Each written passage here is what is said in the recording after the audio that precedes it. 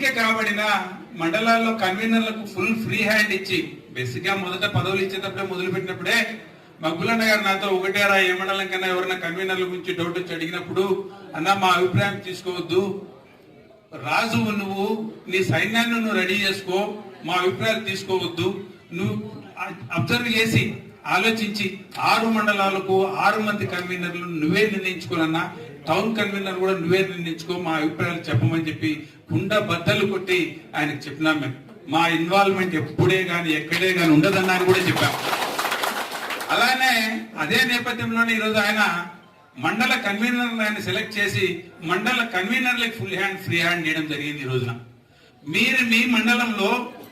మీరు అబ్జర్వ్ చేసి ప్రతి కార్యవర్గానికి బీసీ గాని, ఎస్సీ గాని, ఎస్టీ గాని, మైనారిటీ విభాగాలు గాని, రైతు విభాగం గాని, యువత విభాగం గాని, క్రిస్టియన్ విభాగం గాని, ఏ విభాగాలైనా సరే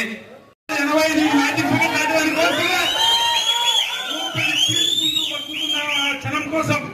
ఆ క్షణం రానే వస్తానే ఏం జరుగుతుందని మేమందరం కళ్ళారా చూస్తాం. నీ అంత నీచంగా అయితే రెడ్ బుక్ ప్రిపేర్ చేసి పాటించే రకం కాదు, చూపిస్తాం ఏ రకమైనది. మా జగన్మోహన్ రెడ్డి గారు ఆల్రెడీ చెప్పారు, పాయింట్ ఓటు అని చెప్పారు. ఇది గుర్తుపెట్టుకొని కార్యకర్తలు ప్రతి క్షణము జగన్మోహన్ రెడ్డి గారిని మనసులో పెట్టుకొని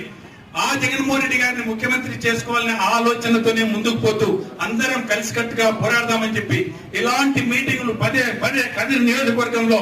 అన్నగారి సమక్షంలో, రమేష్ రెడ్డి గారి సమక్షంలో, పరిశీలకుల వారి సమక్షంలో, మన మగ్గులు గారి సమక్షంలో, నాయకుల ప్రతి ఒక్కరి సమక్షంలో పదే పదే మీటింగ్లు జరుపుకుంటూ కార్యకర్తలను ఉత్సాహపరుస్తూ చైతన్యపరుస్తూ చేస్తూ